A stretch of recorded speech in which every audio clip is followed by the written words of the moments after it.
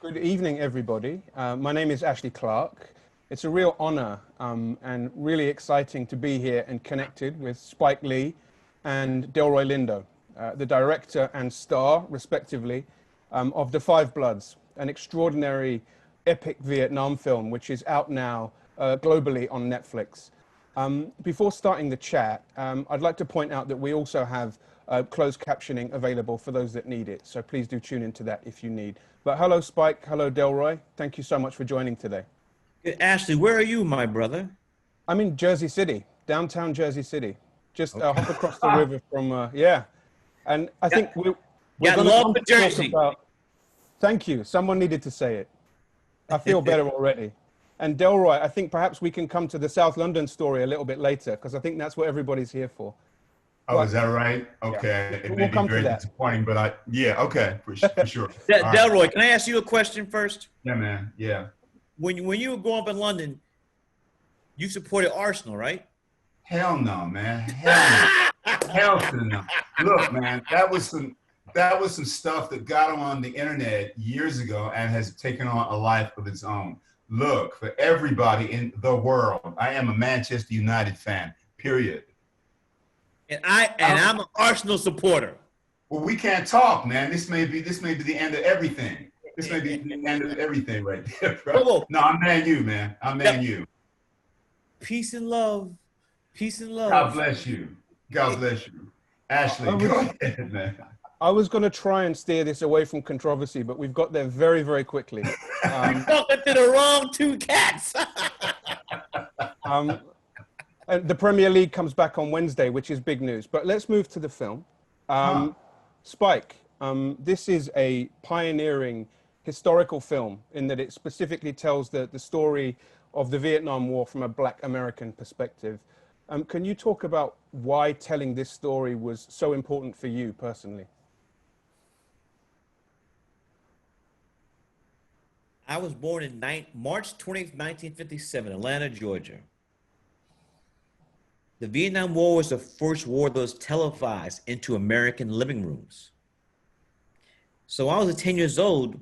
I was watching the Vietnam War in my living room TV. I was also seeing the response to the Vietnam War, the anti-war movement. I saw all. I mean, a lot of and this very true. A lot of the archival footage that this movie begins with, I saw on television. I remember Mayor Daley, Mayor of Chicago, letting those stormtroopers crack heads at the Democratic Convention, 1968. I mean, and I remember Muhammad Ali saying, "No Viet Cong ever called me nigger." So this is a kid. I mean, this is the stuff I'm seeing as a kid in Brooklyn, and it made a great impact on me. Another thing is that my late brother Chris, we used to love World War II films growing up. I mean, New York channel, the local channels, Channel 5, Channel 9, Channel 11. We used to love those black and white World War II films. And my father would see us watch those films and say, you know what? Black people in those wars. They would say, in fact, your uncles, your Uncle Clarence and Uncle Arnold, World War II. To keep Patton's army going through England, France, and Germany, his supplies were driven by black drivers.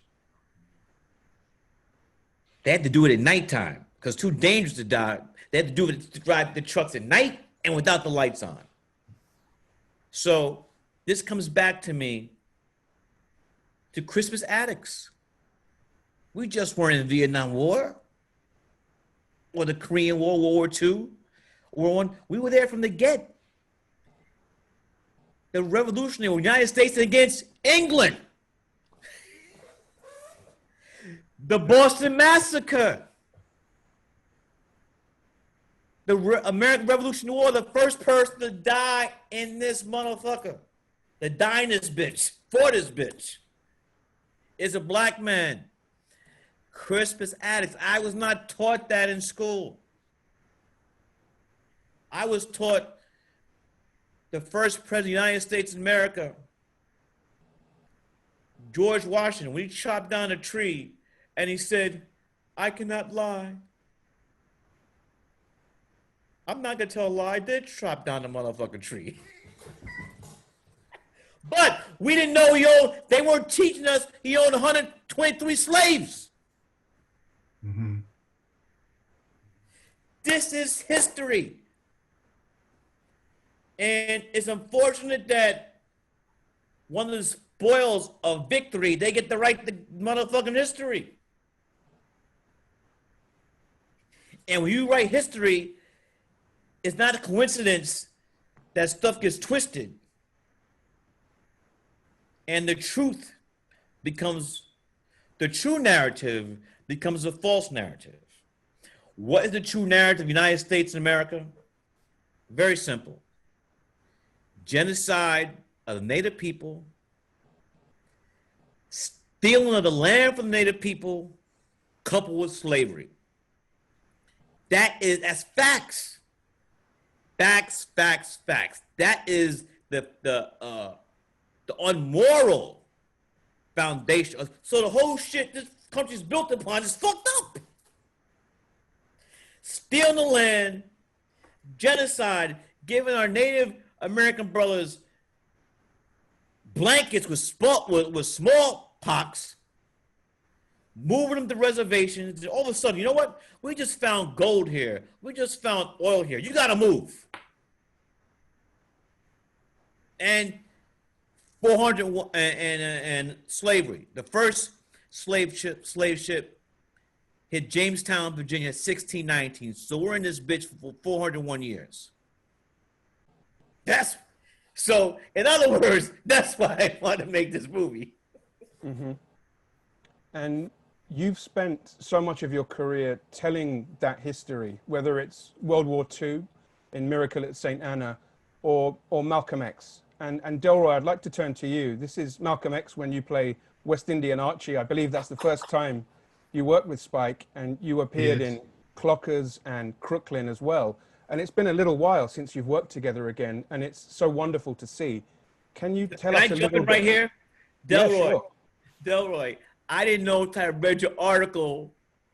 I did not remember you turned down the role for one of the cornermen. Well, do the right thing. That's not quite accurate. It wasn't on the page, huh? I'll never hear the end of this, but no. I never knew that. I forgot.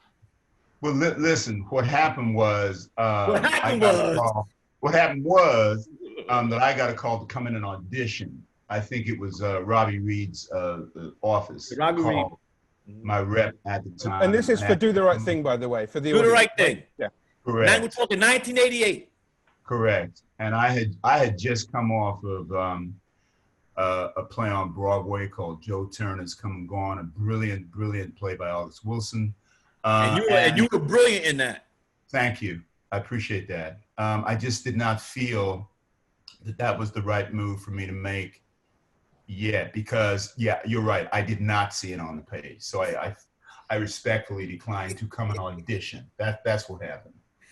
Actually, but you got a call for your question, Malcolm X, West End Archie. Thank God. Yes, he came back to me for Malcolm X, West Indian Archie. Ashley, what is your question? It was just really to talk about how this project came together, how you came to work again. Very, very simple. I want to just take a half a step back. Spike reciting all of that history that he just recited.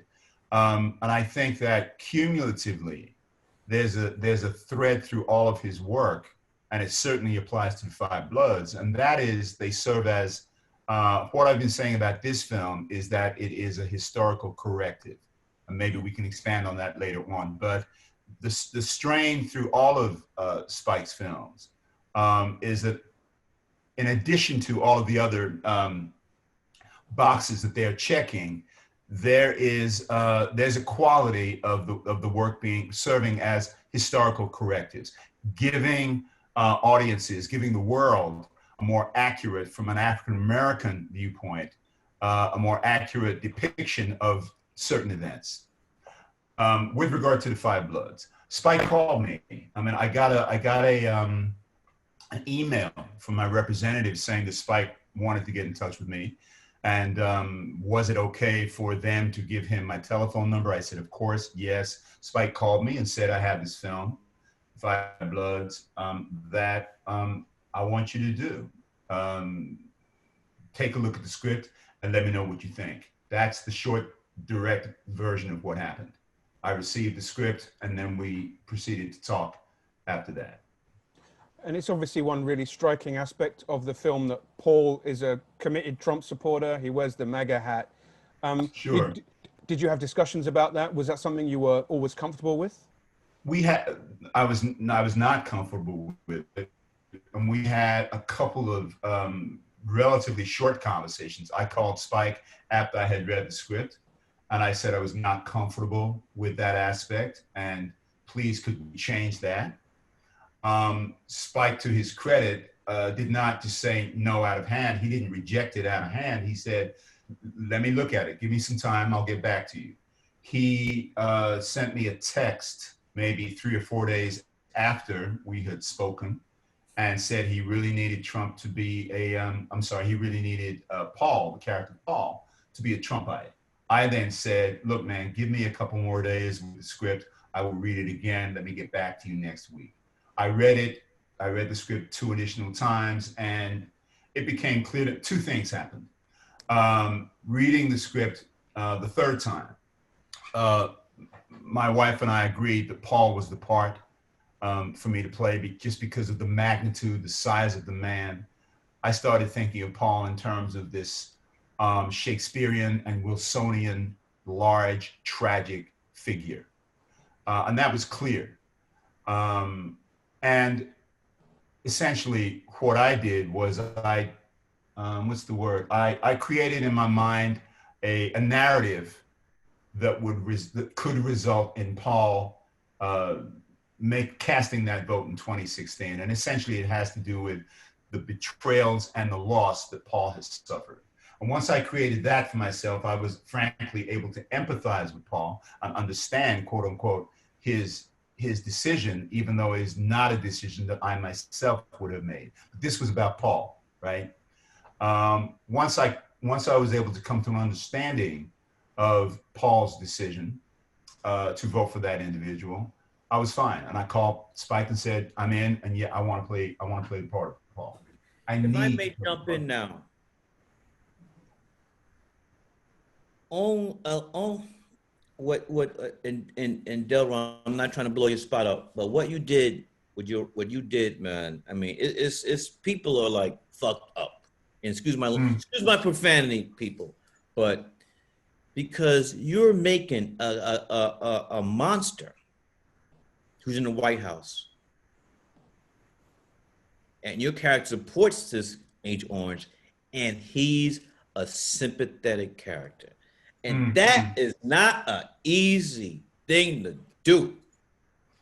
Let me say this. It ironically, Spike, Ashley, and all of you who are listening to this, ironically, and this may sound like a very strange thing, but ironically, it has less, in the final analysis, it has less to do with that individual in the White House and more to do with what Paul's experiences have been and the depth of the betrayal and the loss that Paul has suffered that have made him profoundly vulnerable to this individual in 2015 coming along and saying, I can make things better for you.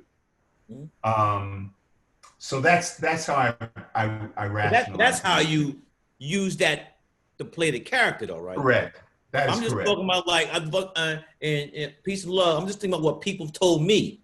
I hear you. Watch your performance. I hear you. Yeah. I mean, I'm telling you, I'm gonna give you next to your wife, your beautiful wife. I'm gonna give you the biggest hug when I see you on the other side. God damn! God bless, man. Thank you. Woo! Thank you. Yeah, it's been very gratifying. And your characters, his the ferocity of him, and the way that his comrades, his friends, they love him deeply, but they're also terrified of him. They understand him. It brings such a nice dynamic to the group. So Spike, I'd love to hear you speak about, or Delroy even, just the interplay with the other cast, who are all so great too. Absolutely. Go ahead, Spike. Go ahead. No, you go, D. Go. Okay, the ferocity, the love, the revulsion that exists at my political bent, and all of those things actually are indicative, in my opinion, of the depth of the love. The fact that all of those components can coexist in this group, within this group of men, are indicative of the depth of feeling that they had for each other. And the thing of it is, it's real, it's human, because any of us who are living, any of us who are in relationships, who have had relationships, any of us who have had intense relationships, all of those things exist. You go through periods where you can't stand your partner. You're irritated with your partner. You fervently disagree with your partner. But if there's love undergirding all of that, in the final analysis, you may not accept those things, but they do not cause the relationship to break down. Or sometimes they do. And with this group of men, the bond is inextricable. The bond is, on some level, unbreakable. And for me, that is profoundly human. And I think that one of the gifts, as far as I'm concerned, of being in this film and doing this work with Spike, Clark, Isaiah, Jonathan, Norm, and Chadwick, is that we were able to bring a humanity, and the bond that we had off screen, the bond that we developed, the chemistry that we developed off screen, then found its way directly into the work that we were doing in front of the camera. If I could piggyback on Delroy very quickly. Delroy, everything you said is so true. And when you're in a war, you gotta look to your left and look to your right, and they're dependent upon you, and you're dependent between life and death. That bond is amplified. It's literally life and death. Yeah, it's amplified. That's right. That's a great point. The fact that these bonds were created in a conflict accentuates and intensifies the nature of the bond between these men. Thank you. And connected to that, Spike, it's such a fascinating choice to have the actors in the flashbacks the same age as they are in the present day. I thought it was a really interesting effect that has. Can you talk us through that? It was, there's several answers to that. Netflix, God bless them, was the last place this film get made. Everybody else had turned it down. I don't want this to sound like a complaint, but it's the truth. Black Clans had been nominated for 6 Oscars. There was, it had made the most money of all my films. Everyone else said no. So Netflix was making it, but it was for a price. What do you need to make this film? If I would have wanted to do the agent, that would have added $100 million plus to the budget. That film's not getting made. Number 2, I've seen several films where they cast younger versions of the actors, and it doesn't work. You're spending time like, who's the younger version of what actor? And then for a creative decision, another creative decision is that I respect the intelligence of the audience, and they would get it, that we're seeing memories. Memories. Another thing I like to add, it was over 100 degrees, many days. This was not shot in a Hollywood backlot. We shot it in the jungles of Thailand. Prosthetics would have been melting off people's faces. So that's the answer. And I think I mean, it's obvious that was the right choice too. Yeah, and it's a really kind of moving effect. I took it as the men, you know, they can't conceptualize themselves as young men. They are who they are with all the baggage that they've carried with them. And I just found it really powerful. But what you said, Spike, leads me on nicely to my next question. And I'll go to Delroy for this. It looks like a really, really super intense shoot. And I wonder if you'd ever shot anything to that level of intensity or discomfort, or if you could just tell us what it was like to shoot on location. Delroy, let me just say one thing first, and I'll give it to you. Sure. There was no makeup person walking around with the bottle of water, sweating people up. Yeah, We didn't need that. The sweat was real. It was a very intensified shoot. I'll say this. You used the word discomfort. There was no discomfort per se. What I mean by that is that it was intensified. It was physically and psychologically challenging. But I'll say two things: psychologically and emotionally, it was challenging. But there was also this adrenaline rush, unconscious. I never said, "Oh my God, I'm having an adrenaline rush," but the adrenaline was ever present, and that was a component in making this work, because the work was very exciting and it was very important. And I think we all understood that without discussing it, right? And so there was that component that enabled one to meet this work and to meet that challenge. So it was not uncomfortable for me. I'm not sure about the other actors, but none of us spoke about any discomfort per se, because this work was larger. You were saying it's hot as a mug. It was hot as a mug. It was, but over and above that, there was, and I don't want to sound pious or whatever, but there was, okay, we got this next scene to do. We got this next scene to do. And the focus was on that, as opposed to, man, I'm uncomfortable. That was never in the mix. The other thing, Spike, do you remember, it was one day when we were on set and it was between shots, and I was sitting next to Spike. Spike had showed me something in the monitor that we had just shot. And I looked around and I saw the Thai crew. And I said to Spike, "Spike, man, this is the hardest working crew I've ever worked with." They were phenomenal. They were beyond phenomenal. And at that point, and it was not necessarily a conscious awareness in my head, but I think at that point I was aware I was doing heavy lifting psychologically and emotionally.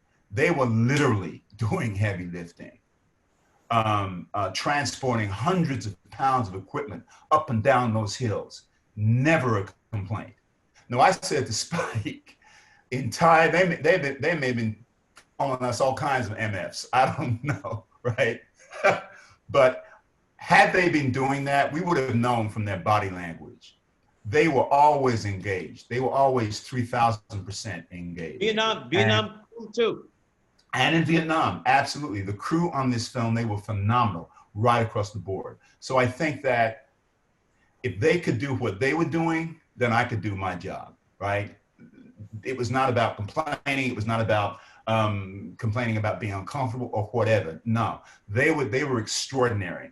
And our job was to frankly match them in our departments of the work in terms of what they were doing. So there was no discomfort per se. Thank you. And in terms of the style of the film, Spike, I really dug all the different aspect ratios and stocks, and it just feels like you're having fun with it. And the film feels big, even if you are watching it just on Netflix, and all due respect to Netflix, but it feels big. I'd love you to talk about the style of the film and how you might have been influenced by other big war movies. Thank you for the question. This we started shoot. We shot and finished the film before this Corona-19 virus. So from the very beginning, this film was, in my thinking, we had to do some David Lean stuff. Dr. Zhivago, Bridge River Kwai, which is quoted in the film. Lawrence Arabia, the word's epic. So we were going to get a theatrical release. Someone like my brother Martin Scorsese had for The Last Irishman. The world premiere was supposed to be in Cannes, out of competition, in the Palais. The world changed. But there's going to be a time where we will all go back and be able to go back and see this film the way it was meant to be. On a big, I just can't wait. Amen. To see this on a big screen. And also not just for me, for the cast, for the world. So epic. Everything was based upon making this film as epic as possible. The script was written like that. The cinematography by Thomas Siegel. The production design, Wynn Thomas. The costume designer, Donna Berwick. The epic score of Terrence Blanchard. One of the greatest albums of all time. Marvin Gaye's "What's Going On," epic. Everything that was the thinking. That was a game plan. And I shared, the actors knew, everybody, I would say, we're making an epic film. So you have a plan. Just like any sporting event, any sport, whatever it is, you got a plan. But if you don't execute it, you're not going to win. So everybody, all departments, executed the game plan. And in terms of that playbook and executing the strategies that were in the playbook, the other simple thing is the story is epic. The story of the experience of African-American young boys, for the most part, young kids who were drafted, who ended up in Vietnam, who for the most part, their stories have not been told. For the most part, the story has not been told through the lens of their experience. And that in and of itself is an epic phenomenon that was being uncovered in this film. Yes, and the film obviously does have this epic canvas. It's huge. But one of the most memorable moments, Delroy, is your two very tight direct-to-camera monologues, which blew me away. Like I felt physically pinned back. You ain't the only one. I'm quite relieved you're in a calmer mood right now. I was a bit worried when we logged on Zoom.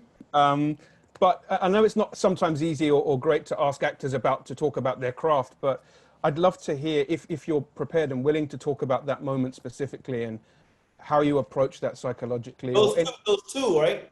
Two moments, yeah. And how you approached it.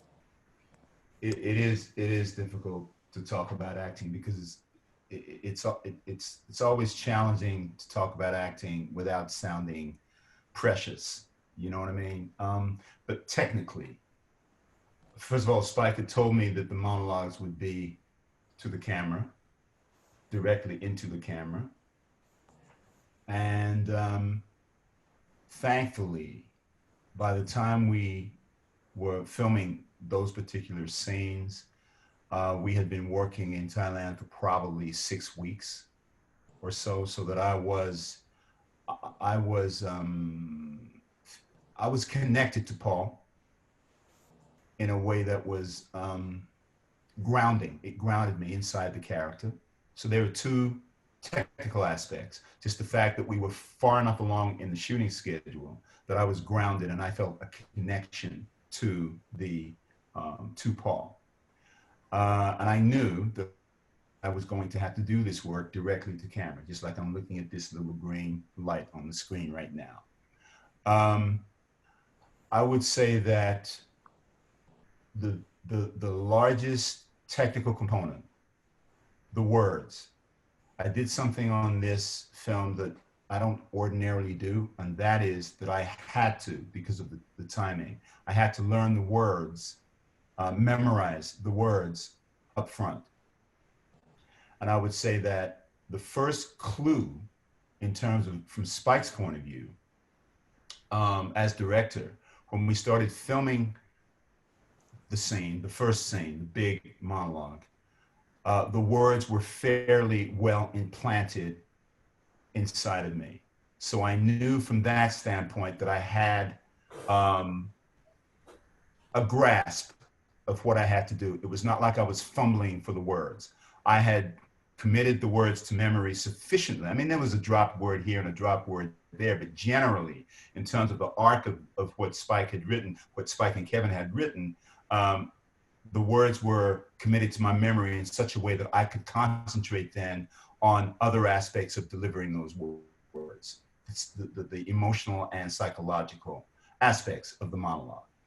And I heard Spike and the first AD, I believe, but Spike said, I overheard him say in between takes, because we probably did, I don't know, 7 or 8 takes of that, maybe more. But I overheard Spike say, leave him alone, he's in the zone. And when you hear your director say that, you know that you're doing something right. That just gave me an added confidence to negotiate this scene.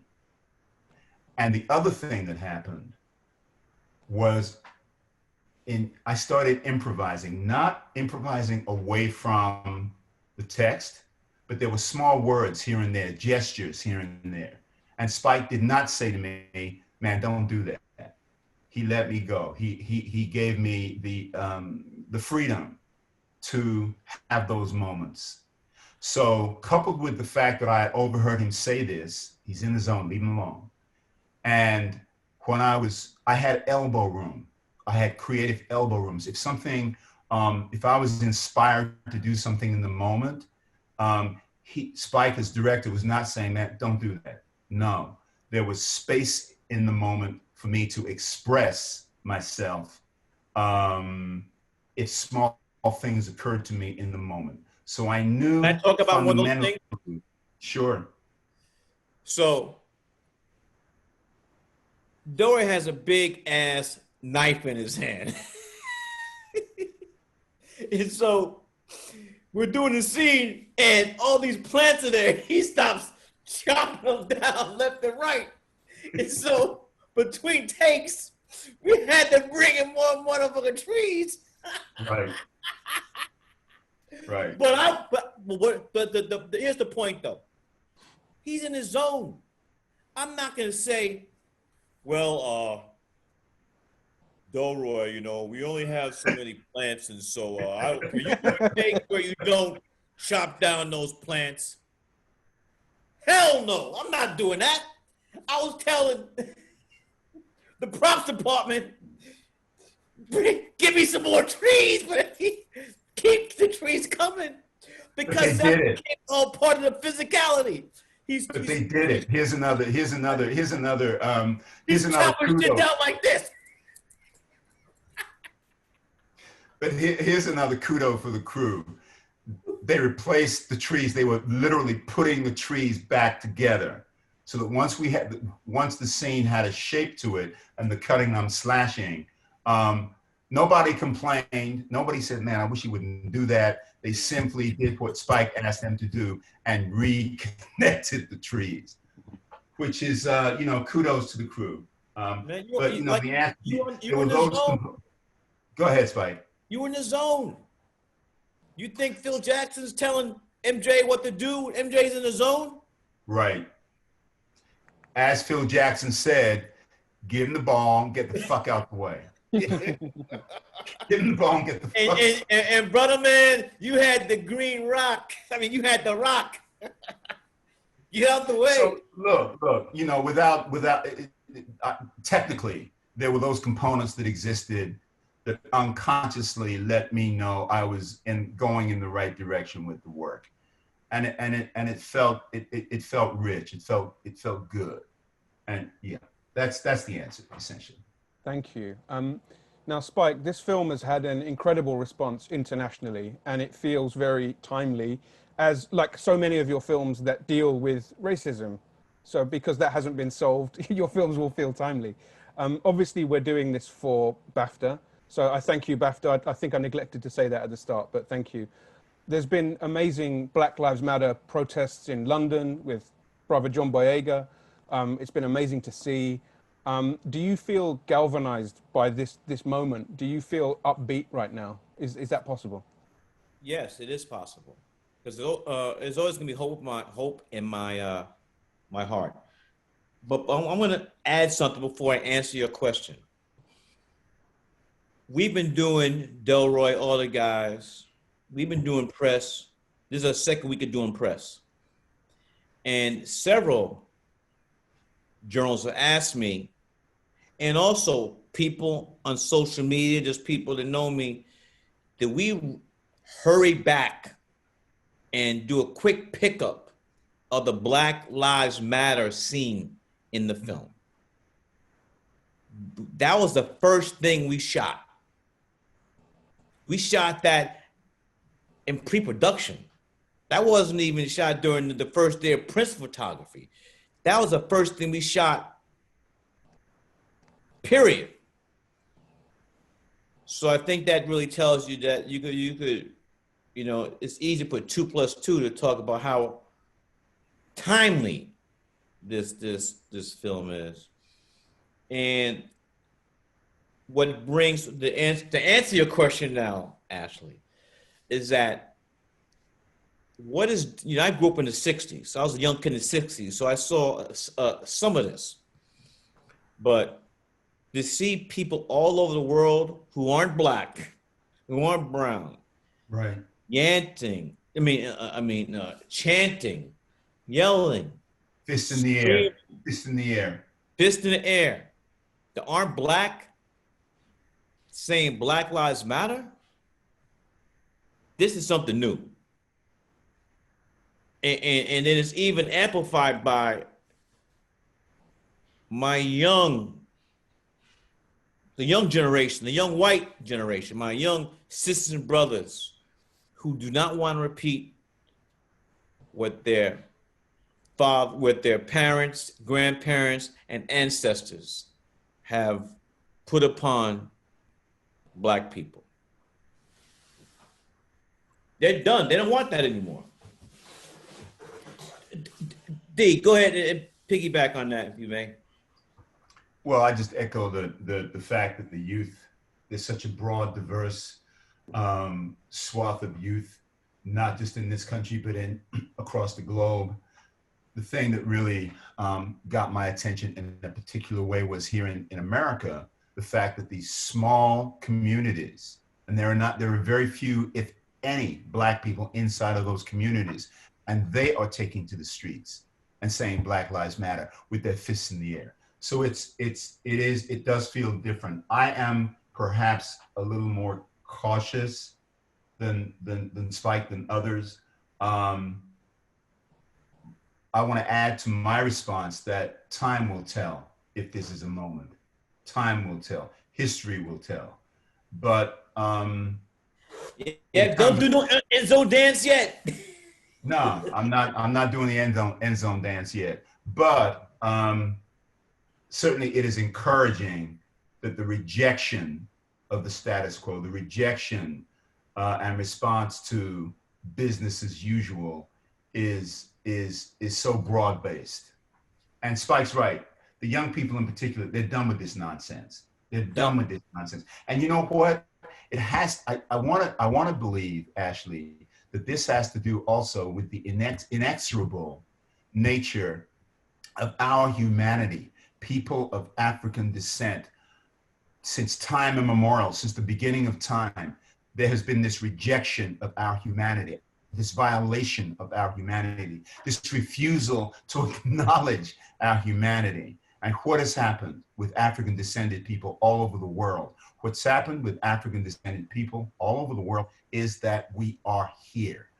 Not only have we continued to be here, but we have flourished. And we have flourished against the odds in many, many instances, which speaks to the inexorable, as far as I'm concerned, the inexorable nature of our humanity. And the fact that now we seem to be in a moment where other people are getting it, other people are acknowledging this, that feels rich and special.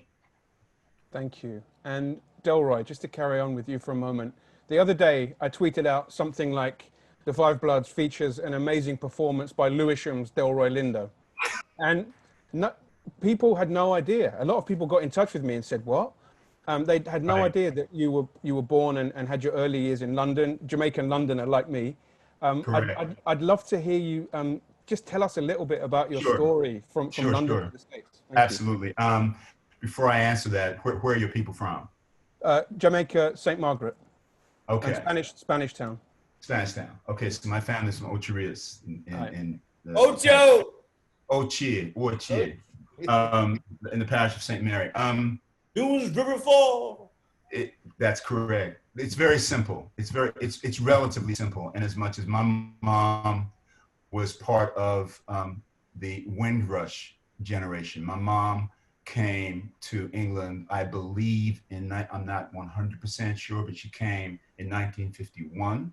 My mom was recruited to be a nurse and worked as a nurse for all of her life. So the simple answer to your question is I was born in Lewisham Hospital in Southeast London, and my mother was part of that Windrush movement, that movement of Caribbean peoples to the United Kingdom.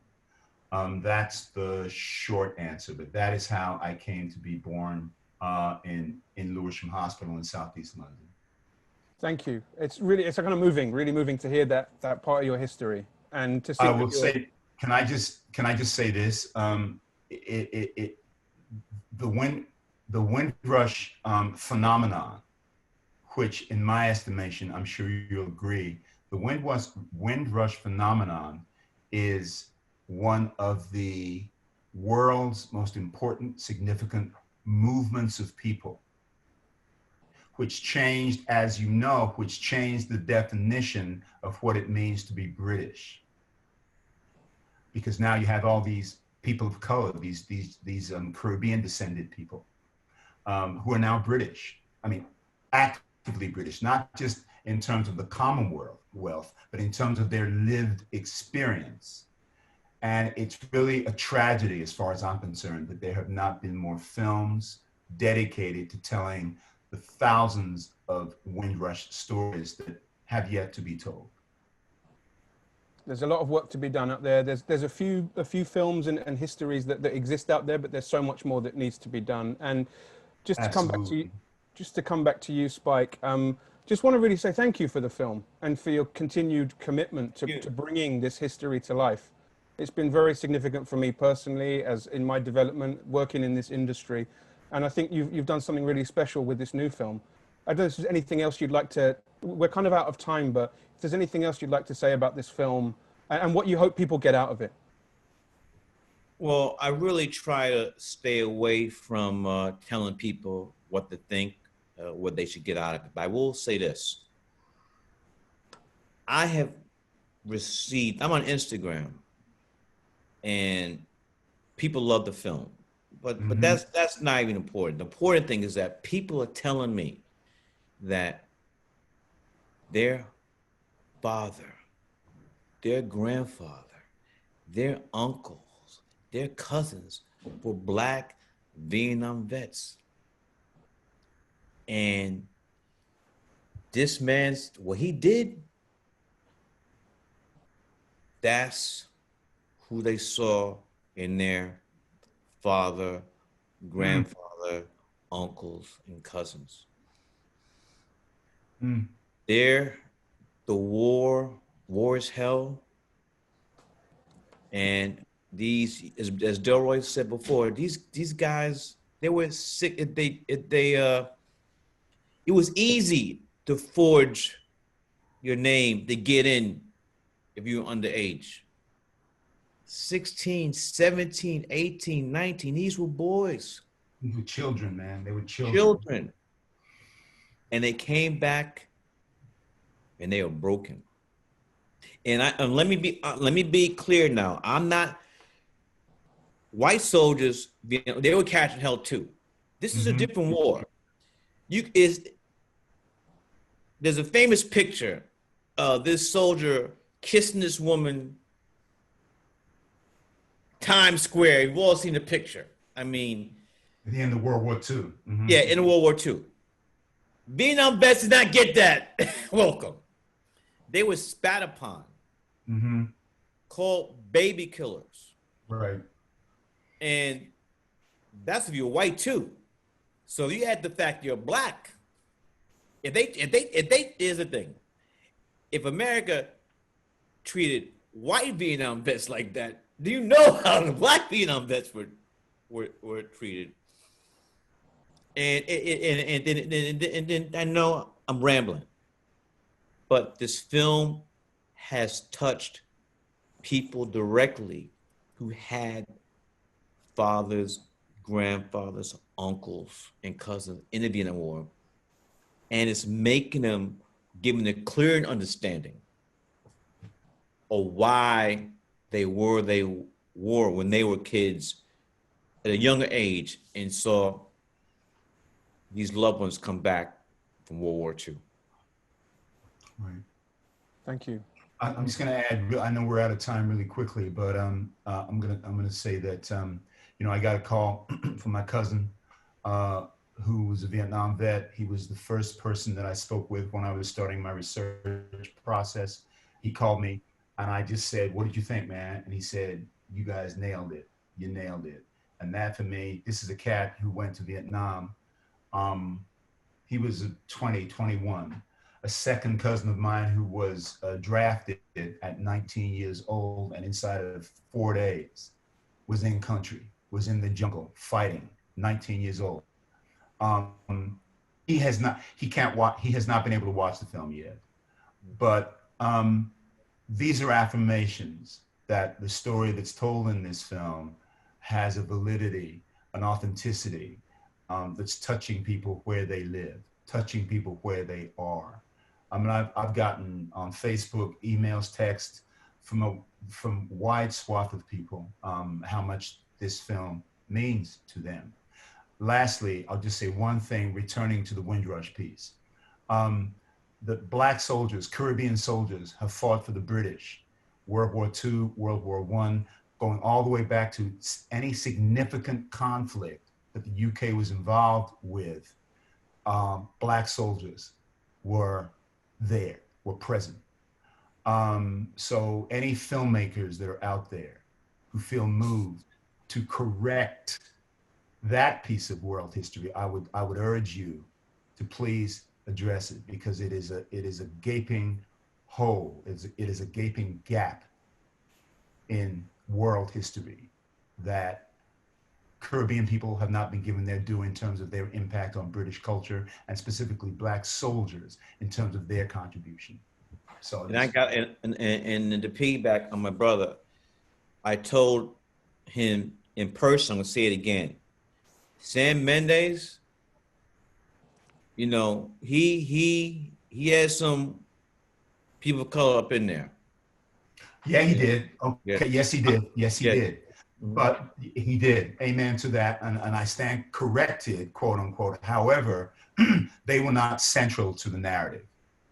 Yeah. They were not central to the narrative. And here we have a film with Bloods in which the story is being presented through the lens of our experience. That's the huge difference. There's so much more work to be done. The A Windrush lot of work. the Windrush scandal is one of the great shames in recent history. Read up on it if you don't know about it.